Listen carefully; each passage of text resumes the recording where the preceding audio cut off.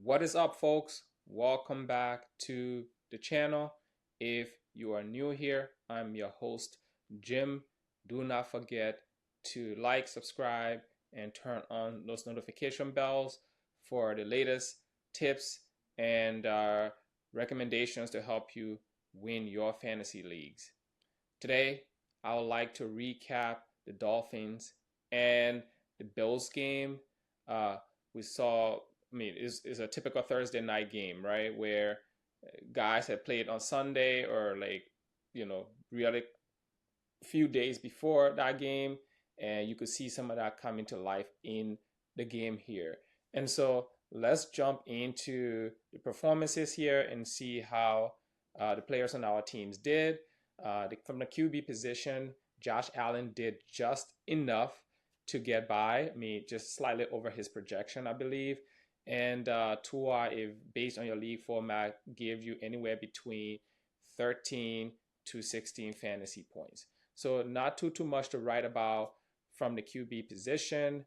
So let's flip over to the running backs positions and see what happened and how that affects your fantasy leagues going forward. Devon Achane had a solid night, 12 for 63. If you are in a PPR league, you are probably happy with the production you got from him on this night. He got a lot of catches, right? It's just like 7 catches for 29 yards. But if he's going to be that prominent in the passing game, I think you are set up for success long term.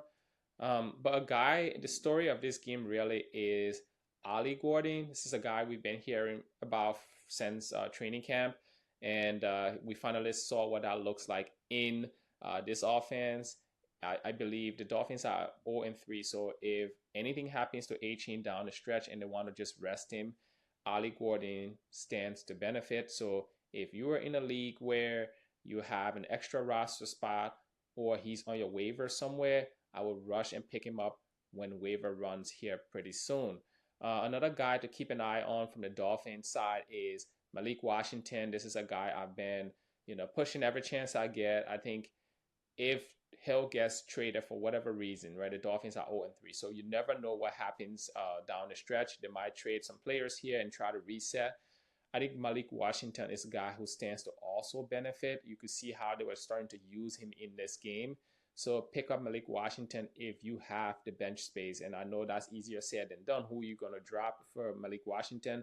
I think about guys like Rashard Bateman and stuff like that.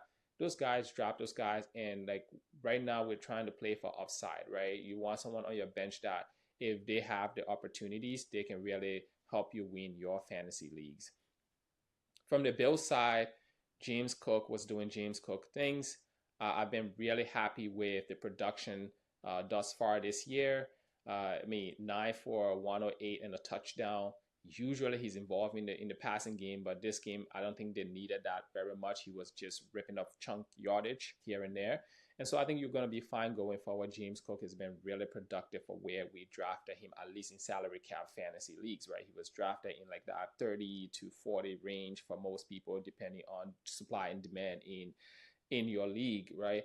Beyond that, there was not really anyone of note. The only thing I would like to touch on here is that Ray Davis was not a guy, he wasn't really featured in this game, and I don't know why that was the case. I have Ray Davis sitting on a bunch of my benches. They kept going with Ty Johnson, but hopefully it's just a short week. But keep your eye on Ray Davis and keep your eye on like the backup to James Cook in that backfield. From the receiving side, Tyreek Hill and Waddle did just enough to get by in this game. I think for a Thursday night game, you will take the 12 points you got from Waddle and I believe maybe 13, 14 for Hill here.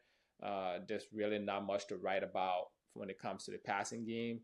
Those are the two most active players of note. On the Bills side, there's not really anyone we can trust in this passing game going forward. I believe the only person I would start with a level of confidence is Dalton Kincaid. He had 5 for 66 and a touchdown here.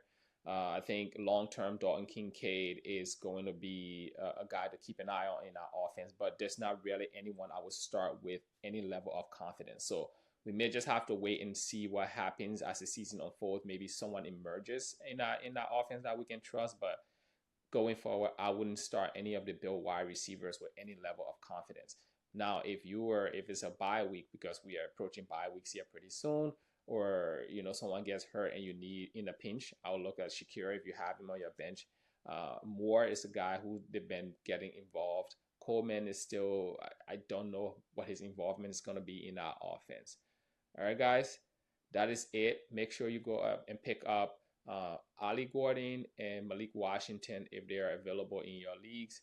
I'll be back with more of these as the rest of the games unfold here. Hopefully you found this useful, and I'll keep doing videos like this. As you can see, the layout is changing here.